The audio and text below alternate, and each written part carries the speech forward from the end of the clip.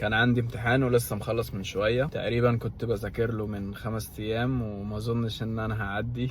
ربنا كريم، ادعولي برضه. المهم فاضل الشغل تقريبا ساعتين والشيفت بتاعي يبتدي، وانا نص ساعه بعيد عن الشغل فمش هينفع ارجع البيت. فقلت اما اشوف ممكن اكل ايه لحد ما ميعاد الشغل يجي. ببص لقيت مكسيكان فيتناميز، وانا ماليش في الحاجات دي بصراحه. فلقيت مطعم يقدم ميديترينيان فود، اي محل اسمه جايرو او اسمه ايا كان، وبيقدم اكل من البحر المتوسط، عباره عن حد بيعمل شاورما فراخ بقى او لحمه وجريك سالاد وجريك فرايز وبقلاوه. شكرا، هو ده. هو بيقدم الثلاث اربع حاجات دول، هو ده اللي عندنا.